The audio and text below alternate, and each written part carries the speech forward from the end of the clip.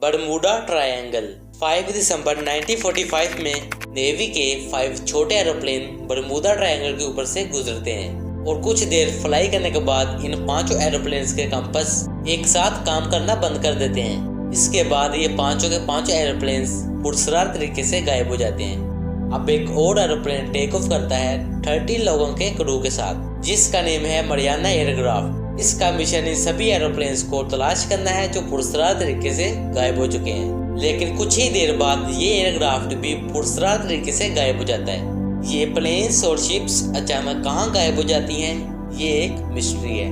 Number 2, tiny coffins. 1836 में Scotland के कुछ लोग खरगोश का शिकार कर रहे थे। शिकार के दौरान इन्हें एक केव नजर आई। इस केव को पत्थरों से ब्लॉक किया गया था। जब ये लोग पत्थरों को हटाकर केव में गए तो इन्हें वहां पर 17 छोटे ताबूत मिले। इन ताबूतों का साइज सिर्फ 4 इंच था। जब इन ताबूतों को ओपन किया गया तो इनके अंदर छोटी छोटी डॉल्स मौजूद थी, जिन्हों को इंसानों की तरह कपड़े पहनाकर ताबूत में दफन किया गया था। ये ताबूत आज भी स्कॉटलैंड के नेशनल म्यूजियम में मौजूद हैं।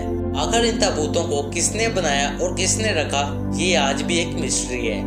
Number 3, animal skeleton. 2022 थाईलैंड के आर्कोलॉजिस्ट जमीन में खुदाई कर रहे थे। खुदाई के दौरान इनको कुछ हड्डियां मिली, लेकिन जब अच्छी तरह से खुदाई की गई तो इनको 40 फीट लंबा हड्डियों का एक ढांचा मिला।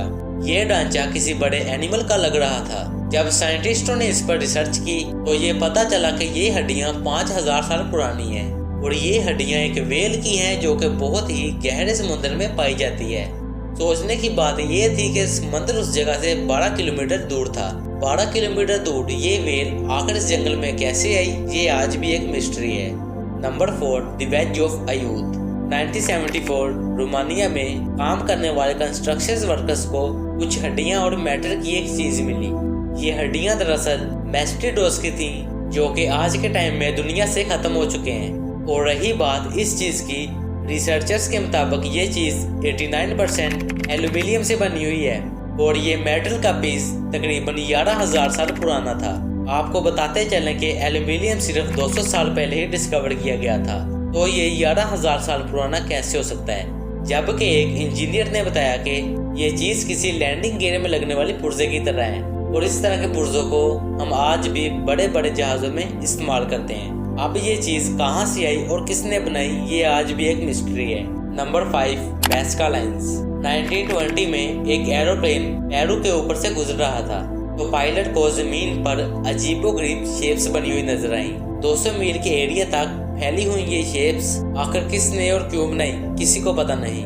यहाँ पर जानवरों और परिंदों के स्केचेस भी बने हुए मिले हैं, जिनमें से कुछ तो फुटबॉल ग्राउंड जितने बड़े हैं। अभी तक 24 से ज्यादा शेप्स इस जगह पर ढूंढी जा चुकी हैं, लेकिन जब रिसर्चर्स ने इन पर रिसर्च की तो पता चला कि इनमें से कुछ शेप्स 2500 ईयर पुरानी हैं। सोचने वाली बात ये है कि आखिर इतने साल गुजरने के बाद भी ये शेप्स मिटी क्यों नहीं। और कुछ लोग तो यहाँ तक मानते हैं कि इन शेप्स को एलियंस ने बनाया है, लेकिन इसका सही रीजन कोई नहीं जानता। ये लाइंस आज भी मिस्ट्री है।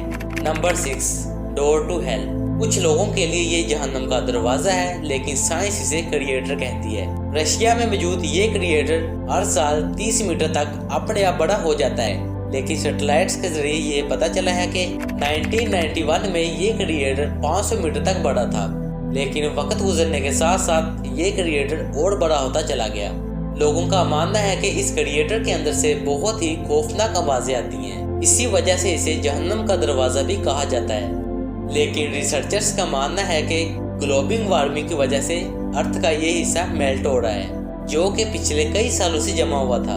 Number 7, the hidden train. एक कंपनी जेनेटी ने एक ट्रेन तैयार की। ये ट्रेन बहुत ही ज्यादा लग्जरी थी। इस ट्रेन को उस टाइम की बेहतर टेक्नोलॉजी से बनाया गया था। इस ट्रेन के 3 डिब्बे थे। ये ट्रेन अपना पहला सफर शुरू करती है।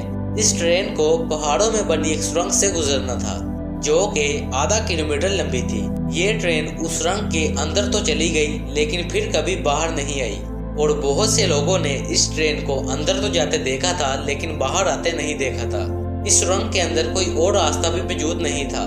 पुलिस ने जब इस केस पर इन्वेस्टिगेशन की तो पुलिस को भी कुछ समझ नहीं आया कि आखिर इस ट्रेन के साथ हुआ क्या है। इस ट्रेन को जमीन निगल गई या फिर आसमान खा गया। बाद में पुलिस को 2 लोग मिले जो कि इसी ट्रेन के पैसेंजर थे।